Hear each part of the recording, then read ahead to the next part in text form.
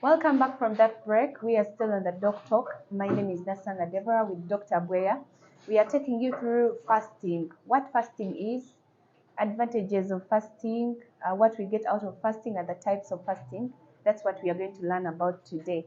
Dr. Bweya, once Yes. again, as we are still talking about fasting, there are different types of fasting apart from the 12 hours that we know. How many types are they? Yeah, usually we mainly have like three types. Three types. So that one of 12 hours, I think we can classify it in intermittent fasting.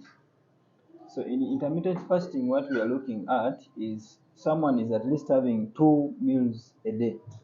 2 meals a day. Yeah, 2 meals a day. What is a day, by the way? A day is the 24 hours. 24 hours Yeah, is a day. so he's having 2 meals in 24 hours. Mm. Obviously, in the night we are not eating. Mm. So, but usually, what is usual, we mainly have three main meals. We mainly have the breakfast, lunch, and dinner. So in intermittent fasting, if someone has decided to have 2 meals, the main target is reducing the feeding window. Feeding window. This feeding window. Now, like let's assume someone is eating the first meal at 12 and then the second meal at 6 in the evening. So it means someone has a feeding window of 6 hours. 6 hours. 6 hours.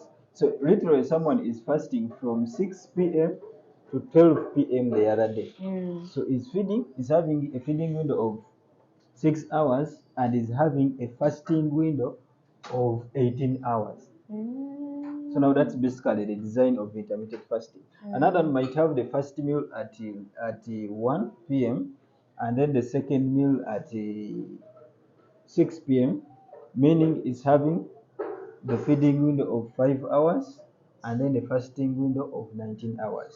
Okay. If I'm having that intermittent fasting, what am I advised to eat and what should I not eat if I'm intending to cut weight?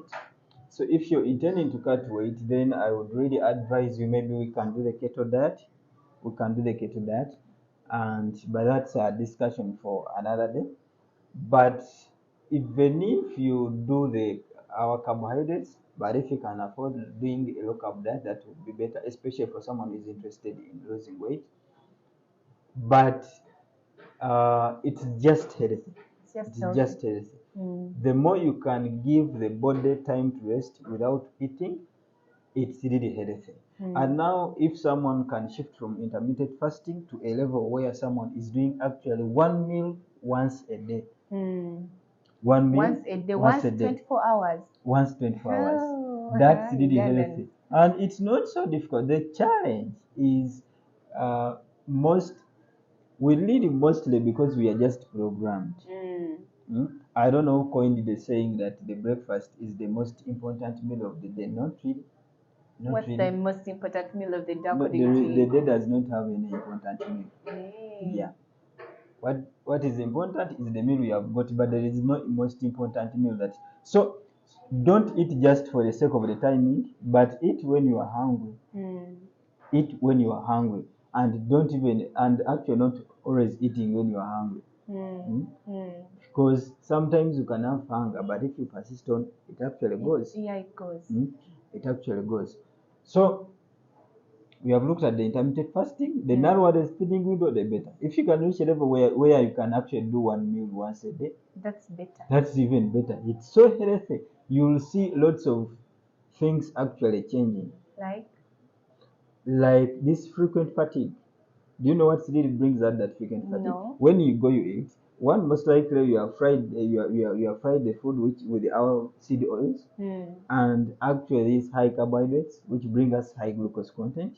These high glucose levels will actually, after combustion of this glucose, will not only get the energy in form of ATP, but these oxidized free radicals, they really disturb us. And anytime we also eat carbohydrates, this hormone that must reduce the glucose, which we call insulin, it must also go up as well. So, and this hormone, after going up, it will reduce the glucose back to its levels, and after the glucose reducing, again you feel hungry. So that's the reason for our constant cycle of hunger. But what's the secret when you fast? First of all, you're not needing the insulin. So the longer you fast, the body is going to use this little glucose it's having, and now it will switch from using the glucose and use it fats. What I've got to know is that fasting is a discipline that we have to teach ourselves. Yeah. It just doesn't come like that. We are still talking about the different types of fasting. That's intermittent. Yeah. What And then are we looked at the 24-hour one, and then we have the prolonged fasting. prolonged fasting? Yeah. So prolonged fasting, that's when someone fasts for 3 days or more. 3 days or more. And 3 days seems something that's it's more. How really can someone difficult. spend 3 How days? can you spend 3 But days it's without actually is. eating? Do you know the trouble you'll get it actually on the second day?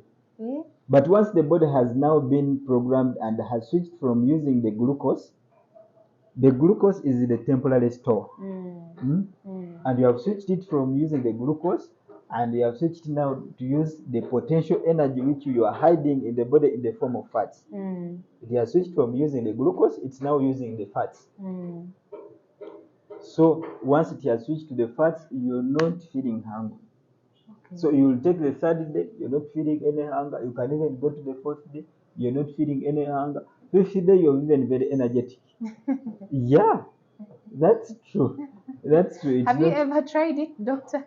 At least I've tried 3 days. 3 days. Wow, that's good. We are still on the doc talk. We are talking about fasting, the importances of fasting, and how good it is to our body. Dr. Boya is taking us through the fasting sessions. We have 24 hours, intermittent fasting, and then prolonged fasting. So we want to know how advantageous is fasting to us. Now we are really going to talk about the benefits of fasting.